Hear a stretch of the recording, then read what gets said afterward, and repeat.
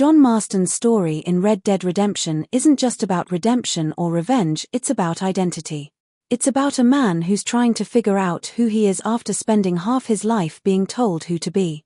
John's entire journey is defined by that internal tug-of-war between the man he used to be and the man he's desperately trying to become.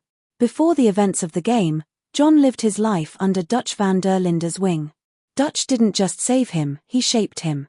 He taught John to see himself as part of something greater, a family of outlaws standing up to a corrupt world. But as the years went on and Dutch's ideals began to rot into paranoia and violence, John started to question everything. By the time he leaves the gang, he's not just walking away from Dutch, he's walking away from an entire identity that once defined him. When the government forces him to hunt down his old gang, that struggle resurfaces. Every time John pulls the trigger on someone like Bill Williamson or Javier Escuela, he's not just killing an enemy, he's killing a piece of his past. These are men who once shared the same dream, and now he's forced to destroy them for the promise of a future he isn't even sure he believes in. That contradiction eats away at him. John wants to believe he's a changed man, but the world keeps pulling him back into the same violence he's trying to escape. The irony is that John's redemption is being controlled by the same kind of authority Dutch used to rail against. He's told that killing these men will earn him freedom, but deep down, he knows it's just another lie. The Bureau of Investigation doesn't want to save him, they want to use him. John understands that, but he plays along because he sees no other way. For once, he's not fighting for an idea, he's fighting for his family. And that's where his identity begins to shift. Abigail and Jack become the anchors that keep him grounded. Every decision he makes, every risk he takes, is done with them in mind. You can hear it in his voice when he talks about wanting to teach Jack how to farm, or how he worries about being a good father after everything he's done. That guilt defines him. John doesn't see himself as a hero, he sees himself as a man trying to make things right before it's too late. When the end finally comes, and the government betrays him, John doesn't hesitate. He walks out of that barn knowing exactly what he's doing. He's no longer Dutch's protégé, no longer the outlaw running from the law. In that final stand, John finally becomes the man he's been trying to be, someone willing to sacrifice everything for the people he loves. His death isn't about punishment. It's about clarity. It's the moment he stops running from who he is and accepts it completely. That's what makes John Marston's story so powerful. It's not just about redemption, it's about transformation. A man who was raised in chaos finally finding peace in sacrifice. John may die, but he dies on his own terms. The world of Red Dead Redemption 1 is often described as the story of John Marston versus the gangs he once rode with. But there's a quieter, almost invisible force shaping his entire journey. The death of the old American frontier. While the story focuses on the Bureau forcing John to hunt down Bill Williamson, Javier Escuela, and Dutch van der Linde, the real conflict is between a man raised in lawlessness and a future that's already passed him by. By the time Red Dead Redemption 1 begins in 1911, the outlaw era is basically over, and John is one of the last people still trying to navigate a world that no longer has a place for someone like him. What makes this interesting is that the game never screams this theme out loud. It shows it in the environment, in the people John meets, and in the technology creeping across the frontier. Everywhere John travels, he's confronted with signs that the rules he grew up with don't apply anymore. Automobiles appear in Blackwater, telephones are being installed in towns across New Austin, and government agents operate with a level of authority and surveillance that outlaws can't outrun. John's attempts to build a future for his family are constantly overshadowed by the fact that the world is changing faster than he can adapt to it. The people John encounters reflect this transition. Characters like Bonnie McFarlane and her father represent an older way of life, one rooted in ranching, land, and traditional values. But even their ranch is struggling. Their water supply is threatened, money is tight, and they're forced to cooperate with the government just to survive. Then you have someone like Professor McDougal, who represents the modern age at full speed. He views the West as something to be studied, exploited, and left behind. He doesn't respect its people, its land, or its history. He just wants data and notoriety. John is stuck in the middle, watching these worlds collide. Dutch's reappearance in the story makes this even clearer. Dutch understands that the outlaw era is dying, but unlike John, he refuses to accept it. His final gang isn't made of hardened outlaws. It's made up of disillusioned Native Americans who have been completely crushed by the same government forces hunting. John Dutch is clinging to something that's already gone, lashing out in desperation. When he tells John, "We can't always fight nature. We can't fight change," he's not just talking about outlaws, he's talking about himself. His belief system is collapsing, and John is watching the last trace of the world he once knew disappear with Dutch's final step over that cliff. Even the Bureau's control over John reflects the new reality. Edgar Ross doesn't see John as a person, only as a tool. Ross's authority comes not from skill or survival, but from paperwork and political backing. Ross represents a future where power is bureaucratic, not earned. John may be deadly with a gun, but Ross has something far stronger: the weight of a rapidly expanding federal system. It doesn't matter how much John tries to redeem himself. Arthur Morgan's journey in Red Dead Redemption 2 is about more than survival. It's about legacy. And nowhere is that clearer than in his complicated relationship with John Marston. From the very beginning, Arthur sees John as reckless, a man who abandoned the gang and left Abigail and Jack behind. He resents John for it, and that resentment explains much of his coldness early on. But beneath that harsh exterior, Arthur is also struggling with something deeper. He sees in John the very things he can't fix in himself. Arthur spent most of his life believing in Dutch, following orders, and living the outlaw code. By the time he begins to question that life, it's already too late for him. His tuberculosis diagnosis forces him to face his mortality head-on. He realizes he won't be there for long, and suddenly, John isn't just another member of the gang. He's the chance for something better. That shift changes everything. One of the most telling moments is when Arthur pushes John to leave the gang. He warns him that Dutch is spiraling, that Micah can't be trusted, and that the outlaw way of life is dying. He isn't doing it for himself. He's doing it so that John, Abigail, and Jack can escape the cycle he's trapped in. It's a selfless act, but it's also Arthur's way of leaving a mark on the world. He knows he can't save himself, but he can make sure John survives to build the life he never could. Arthur's journal reflects this transformation. While his drawings of animals and landscapes reveal his inner peace, his words about John reveal his acceptance of responsibility. He sees John as a brother, but also as someone who can carry the torch forward. The more his illness takes from him, the more determined Arthur becomes to secure John's future. His decision to stay behind and fight off Micah's men, or to stand against Dutch depending on the player's choices, is rooted in that belief. It's not about winning anymore. It's about buying John enough time to escape. What makes this dynamic so powerful is how it ties directly into the events of the first Red Dead Redemption. Arthur's sacrifice isn't just a dramatic ending. It explains why John values his family so deeply, and why he tries so hard to leave the outlaw life behind. Arthur gave him that chance. He gave him a reason to change. Arthur Morgan's story is tragic, but it's not meaningless. His relationship with John shows us that even someone who spent most of their life as a violent outlaw can make choices that echo beyond their death.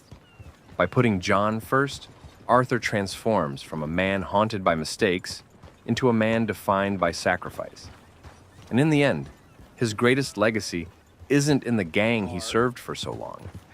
It's in the family he helped save and the future he fought to protect. One of the most mysterious and deliberately unresolved elements in Red Dead Redemption 1 is the Strange Man.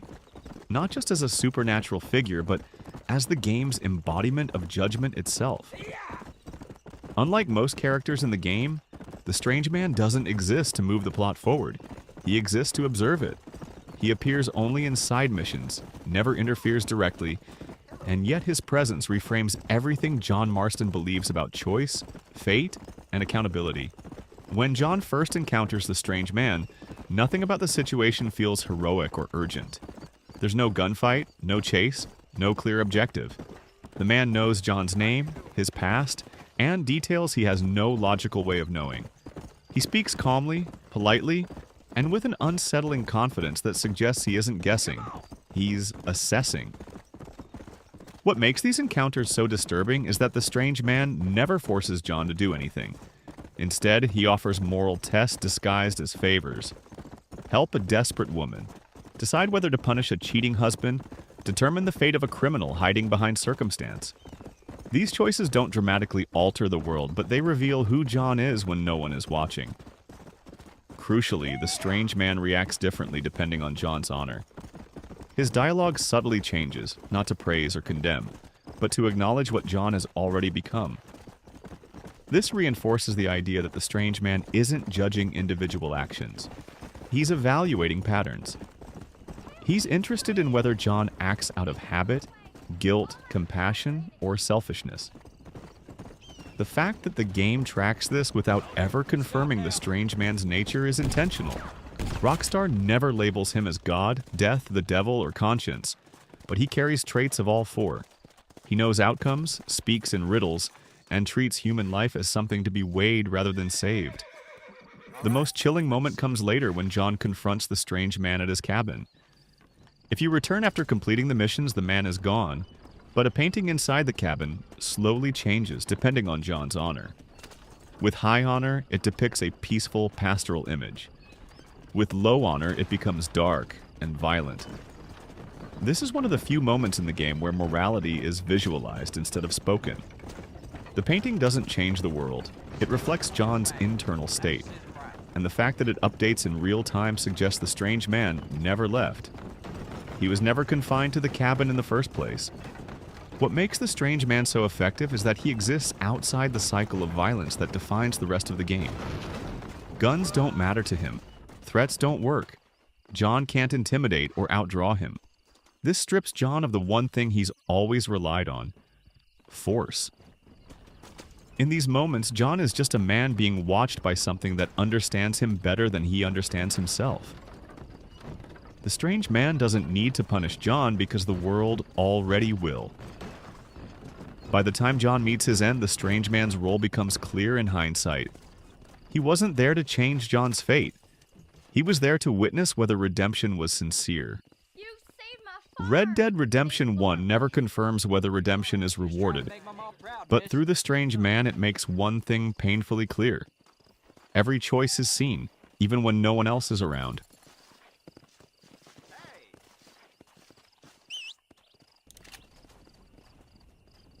John Marston's story in Red Dead Redemption is about a man caught between two worlds. The life he once lived as an outlaw and the life he desperately tries to build for his family. What makes John such a compelling character isn't just his gunslinger past, but the weight of every decision he makes once he tries to walk away from it. When we first meet him, John is being forced by the government to hunt down his old gang members. This isn't a mission he takes out of loyalty or revenge, it's survival. The Bureau of Investigation has Abigail and Jack under their thumb, and John knows that the only way he'll ever see them free is by putting down the very people he once called brothers. That tension drives every step of his journey. John doesn't want to return to violence, but the world won't let him leave it behind. The tragic irony is that John's skills as a gunman are exactly what make him valuable to the government. His ability to track, fight, and survive is what seals his fate. He's not just killing Bill Williamson or Dutch van der Linde because it's the right thing to do. He's doing it because the government gives him no other choice. And yet, as much as he resents it, he also understands that these deaths are the only way to protect his family. John is a man constantly torn between his sense of loyalty and his need to escape. His relationship with Dutch is the clearest example of this conflict. Dutch once saved John, raised him like a son, and gave him purpose when he had none. Taking him down isn't just another job. It's the symbolic end of everything John believed in. By killing Dutch, he's not just dismantling the gang, he's dismantling the only life he's ever known. That pain is written all over his character, but he still does it because he knows there's no future otherwise. And yet, even when John completes his mission, freedom doesn't come. The government betrays him, surrounding his ranch and leaving him with no escape. This moment crystallizes who John really is. Instead of running, instead of hiding, he makes a final stand so that Abigail and Jack can ride away. Every choice he's made up to this point, every gunfight, every betrayal, every sacrifice, was about securing their future. And when the end comes, John faces it head-on, not as an outlaw, but as a father trying to protect his family. What makes John Marston unforgettable is that his decisions are never clean, never easy.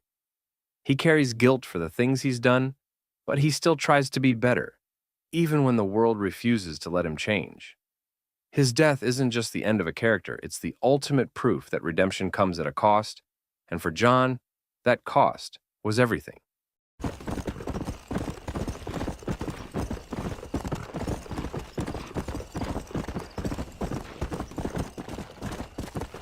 When Red Dead Redemption 2 transitions from Arthur Morgan's story to John Marston's epilogue, one of the first truly grounding experiences John has in his attempt to build an honest life comes through his interactions with David Geddes, the owner of Pronghorn Ranch in West Elizabeth. Geddes is a relatively minor character compared to the gang members we knew in the main story, but his role in John's life is incredibly meaningful, because he represents one of the first real chances John gets to leave his outlaw past behind and try to live as a decent man. John initially arrives at Pronghorn Ranch out of necessity. After the main story's violence, the collapse of the Van der Linde gang, Arthur's death, the years on the run, he's trying to honor the promise he made to Abigail to give their son Jack a stable upbringing. He gets work at the ranch helping with everyday tasks that couldn't be more mundane compared to his past life. Tending livestock, fixing fences, teaching Geddes' young son Duncan how to ride a horse, and helping with a horse birth. Geddes doesn't treat John like just another hired hand. He treats him with quiet respect. He sees that John might have a past and is a sly-looking face, and even suggests as much to John, but makes it clear that in his ranch, what matters is work and integrity. That line about this being the land of second chances isn't heroic dialogue so much as a real invitation for John to start over. When trouble strikes, specifically an attack by the Laramie gang, Geddes doesn't just look to John as another worker, but as someone he trusts to help defend his home. He arms John and other ranch hands and urges them to take the fight to the Laramies. John's participation in that assault isn't just a gameplay shootout, it's the first time in the epilogue we see him step into violence with a purpose beyond his own survival. He's defending a community that has accepted him, that has given him real responsibilities and real trust. Afterward, when the Laramies are beaten back and the ranch saved, Geddes thanks him in a way that feels personal, because it was. That connection deepens later when John decides it's time to try and secure a permanent future for his family. He approaches Geddes about helping him get a bank loan so he can buy his own land at Beecher's Hope. Geddes doesn't just agree in a perfunctory way. He genuinely offers to vouch for John because of what he's seen. A man trying to do right by his family after a life of hardship. He points John toward his distant cousin, Ansel Atherton, a banker in Blackwater who ultimately approves the loan. But it's Geddes' endorsement that makes that happen. Without Geddes' credibility, that bank would have almost certainly turned John away outright. There's no grand speech in any of these moments. There doesn't need to be. What makes Geddes notable is that he treats John like a man capable of change, not like an outlaw defined forever by his past crimes. Even small gestures, the way he trusts John with his son, the way he freely helps when John asks for assistance, underscore a depth that the devout Western outlaw stories rarely bother to explore. By the time the narrative has progressed and John actually owns his own ranch, the Geddes family sends old furniture to the Marstons as a housewarming gift. It's a gesture that might seem quaint, but it's symbolic. Geddes didn't just give John work, he gave him a community, a reputation, and the belief that he could be better.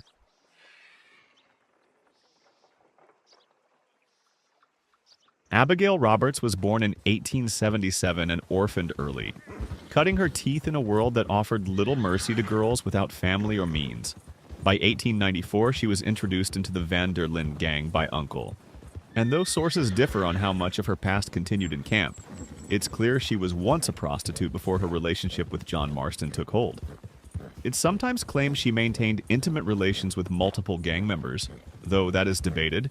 Some argue those claims stem from insults tossed by Dutch or throwaway dialogue, rather than canonical facts. When we first really see Abigail in Red Dead Redemption 2, the gang is struggling after the botched ferry heist in Blackwater. The group retreats north into the snow and she implores Arthur Morgan to find John during a blizzard, worried for her partner's safety and frustrated by his increasing distance. Abigail often scolds John for his absence and his ambivalence toward Jack, their young son, pushing him to be more present, to care more, even when John struggles with the possibility that Jack may not truly be his. When Jack is kidnapped, first by the Braithwaites and then sold off to Angelo Bronte, Abigail's anguish is visible. She is distraught and desperate, and her emotions ground the urgency of the gang's mission to recover their child. During the St. Denis bank robbery, she takes an active role, distracting guards. The plan unravels and John ends up captured. Later, Arthur and Sadie must team up to rescue her from Agent Milton. When Milton threatens them, Abigail breaks free and kills him herself, then hands Arthur the key to the gang's funds before she escapes to reunite with Jack. That moment is pivotal. It's one of few times in the game she's allowed to flex agency in violence and control, rather than being a passive figure. Her resolve shows she is more than a wounded partner. She is capable, fierce, and protective. After the disintegration of the Van der Linde gang and John's final struggles, Abigail retreats from outlaw life. 8 years later, in 1907, she and Jack try to live quietly on a ranch. John seeks honest work, but when Abigail doubts his willingness to leave violence behind, she leaves with Jack.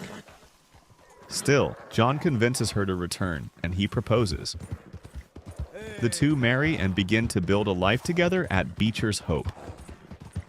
In Red Dead Redemption, the sequel timeline, Abigail and Jack are kidnapped by Edgar Ross as leverage to force John to take down former gang members. Her captivity is harrowing. She hints later that she was assaulted while held. Once John completes his task, they are released and reunited, only to see John gunned down defending her and Jack. Abigail mourns him at the ranch, holding Jack close as she faces a world without him. Abigail dies in 1914 at age 37 of unknown causes, and Jack buries her beside John at Beecher's Hope. Her arc is tragic. Born with no ties, drawn into crime through necessity,